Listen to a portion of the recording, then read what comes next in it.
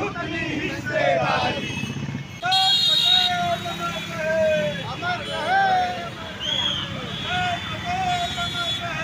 खत्म हो रहा है। आप ओबीसी और एससी और उनके घरों और उनके परिस्थितियों को समझने की कोशिश करिए। 70 साल हो गए आज़ादी को।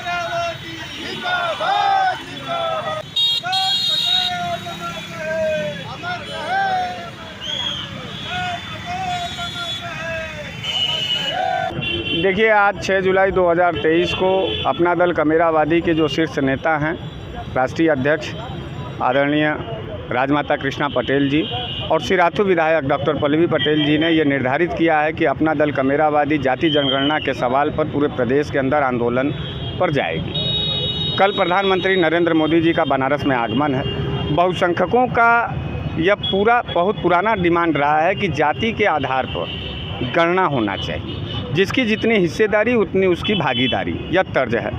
आज हम लोग मलदैया चौराहे पर बनारस के खड़े हैं और यहाँ डॉक्टर सरदार वल्लभ भाई पटेल जी के श्री चरणों का शपथ लेंगे हमारे तमाम कार्यकर्ता हैं। और इस कार्यक्रम में शामिल होने के लिए लखनऊ से चल कर के आए उत्तर प्रदेश किसान मंच के अपना दल कमेरावादी के जो अध्यक्ष हैं राजेश प्रधान जी, वो उनका भी आगमन हो चुका है यहाँ पर। उनके नेतृत्व में हम लोग यहाँ शपथ ग्रहण लेंगे और बनारस के हर चौराहे पर आर पार सरकार से लड़ने का हम लोग मानसिकता बनाए हैं और पूरी तरीके से सरकार से ये कहना चाहते हैं कि जब तक आप जाति जनगणना नहीं करा पाएंगे तब तक अपना दल कमेरावादी का एक सदस्य आपसे आर पार लड़ाई लड़ेगा और जाति जनगणना करा के रहेगा।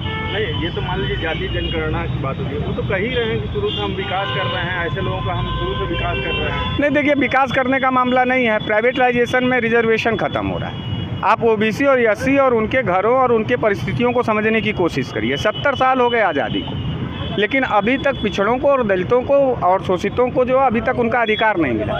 एमपी में अभी प्रवेश शुक्ला नाम का एक लड़का आदिवासी के मुंह पर पेशाब कर रहा था। यह दर्दनाक चित्र भारत जैसे महान लोकतंत्र में जो है यह दर्शाता है कि जाति जनगणना के आधार पर अभी हिस्सेदारी तय नहीं की गई। इसलिए अपना दल कमेरावादी और डॉक्टर सोनेलाल पटेल जी के विचारों और सिद्धांतों के साथ यह डिमांड करता है योगी सरकार से, भारतीय जनता पार्टी के मोदी सरकार से, कि तत्काल उत्तर प्रदेश में जाति जनगणना कराई जाए। जिनके ऊपर ये हुआ था उनके ऊपर तो बुलडोजर तो आखिर उनके घर पर चलाया दिया गया ना। देखिए, बुलडोजर से मामला नहीं है। जाति जनगणना के आधार पर यह मालूम होना चाहिए। हम भी देखिए ब्राह्मण हैं, हमको भी मालूम होना चाहिए कि हमारी कितनी ताकत है। मैं पहले से ही कह रहा हूँ कि जिसकी जितनी हिस्सेदारी उसकी उतनी भागीदारी। रिजर्वेशन पर जो हमले हैं, पिछड़ों के अधिकार पर जो हमले हैं, दलितों के अधिकार पर जो हमले हैं, वो पूरी तरीके से बर्बादी का कागार पर पहुंचा दिया गया और सरकार को मानवीयता के आधार पर पिछड़ों और ओबीसियों का सम्मान रखते हुए जाति जनगणना करा देना चाहिए। पटेल के चौराहे से क्या लगता है 2024 का आपका? नहीं कराएंगे तो हार जाएंगे।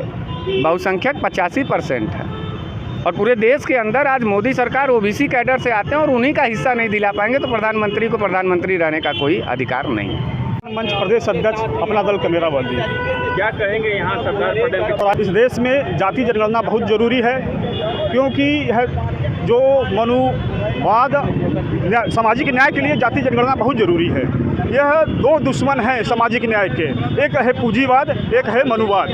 मनुवाद लाखों लोगों का अधिकार दबा के बैठा हुआ है और पूंजीवाद जो है एक जो कारपोरेट ये जो आरक्षित नौकरियां थी इसको दबा करके रखा हुआ है, ख़त्म कर रहा है। और हम देखा जाए जाति जनगणना से एक आंकड़ा सामने निकलेगा कि कौन रिक्शा चलाने वाला, ऑटो चलाने वाला, फुटपाथ पे काम करने वाला, कितने भिखारी इस देश में है।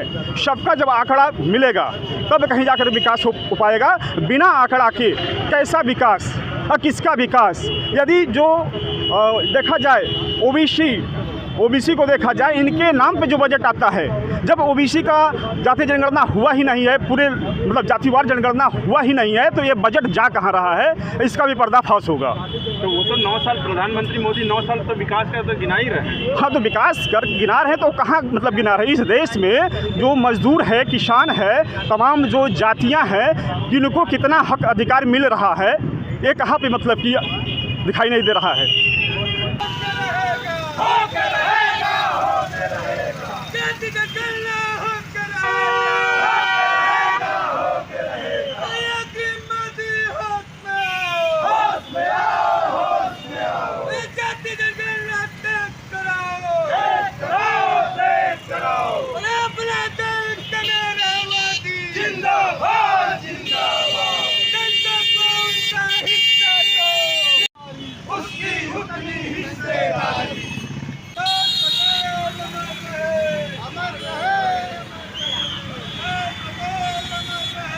खत्म हो रहा है। आप ओबीसी और एससी और उनके घरों और उनके परिस्थितियों को समझने की कोशिश करिए। 70 साल हो गए आज़ादी को।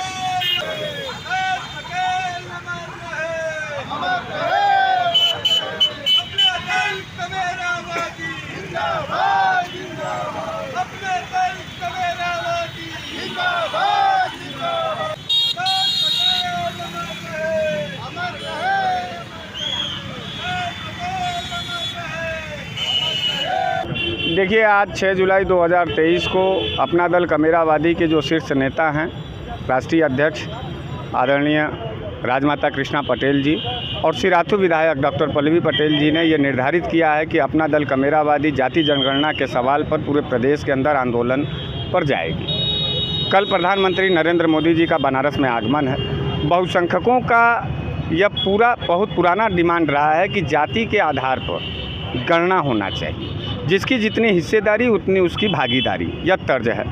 आज हम लोग मलदैया चौराहे पर बनारस के खड़े हैं और यहाँ डॉक्टर सरदार वल्लभ भाई पटेल जी के श्री चरणों का शपथ लेंगे। हमारे तमाम कार्यकर्ता हैं और इस कार्यक्रम में शामिल होने के लिए लखनऊ से चल कर के आए उत्तर प्रदेश किसान मंच के अपना दल कमेरावादी के जो अध्यक्ष हैं राजेश प्रधान जी, वो उनका भी आगमन हो चुका है यहाँ पर। उनके नेतृत्व में हम लोग यहाँ शपथ ग्रहण लेंगे और बनारस के हर चौराहे पर आर पार सरकार से लड़ने का हम लोग मानसिकता बनाए हैं और पूरी तरीके से सरकार से यह कहना चाहते हैं कि जब तक आप जाति जनगणना नहीं करा पाएंगे, तब तक अपना दल कमेरावादी का एक सदस्य आपसे आर पार लड़ाई लड़ेगा और जाति जनगणना करा के रहेगा।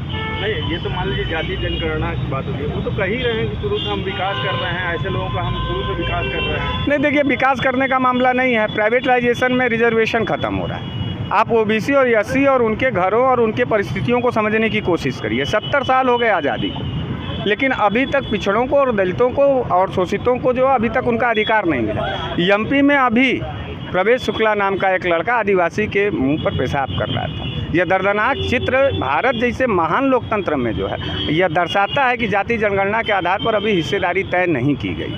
इसलिए अपना दल कमेरावादी और डॉक्टर सोनेलाल पटेल जी के विचारों और सिद्धांतों के साथ यह डिमांड करता है योगी सरकार से, भारतीय जनता पार्टी के मोदी सरकार से, कि तत्काल उत्तर प्रदेश में जाति जनगणना कराई जाए। जिनके ऊपर ये हुआ था उनके ऊपर तो बुलडोजर तो आखिर उनके घर पर चलाया दिया गया ना।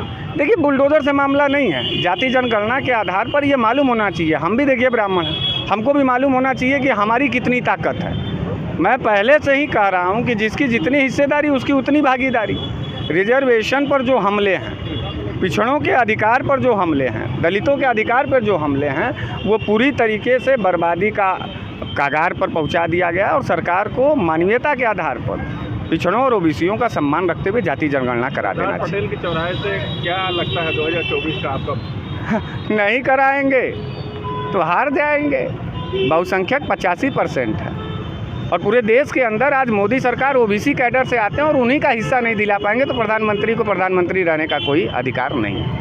मंच प्रदेश अध्यक्ष अपना दल कमेरावादी। क्या कहेंगे यहाँ सरदार पटेल के? इस देश में जाति जनगणना बहुत ज़रूरी है, क्योंकि यह जो मनुवाद सामाजिक न्याय के लिए जाति जनगणना बहुत ज़रूरी है।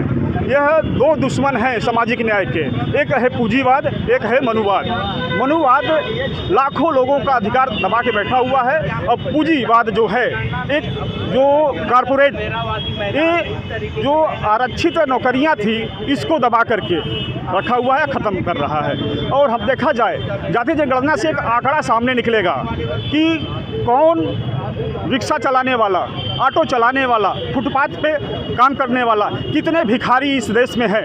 सबका जब आंकड़ा मिलेगा तब कहीं जाकर विकास हो पाएगा। बिना आंकड़ा के कैसा विकास और किसका विकास? यदि जो देखा जाए ओबीसी को देखा जाए, इनके नाम पे जो बजट आता है, जब ओबीसी का जाति जनगणना हुआ ही नहीं है, पूरे मतलब जातिवार जनगणना हुआ ही नहीं है, तो ये बजट जा कहाँ रहा है, इसका भी पर्दाफाश होगा। तो वो तो 9 साल प्रधानमंत्री मोदी 9 साल तो विकास का तो गिना ही रहे। हाँ, तो विकास कर गिना रहे तो कहाँ मतलब गिना रहे? इस देश में जो मजदूर है, किसान है, तमाम जो जातियाँ हैं, जिनको कितना हक अधिकार मिल रहा है, ये कहाँ पे मतलब कि दिखाई नहीं दे रहा है।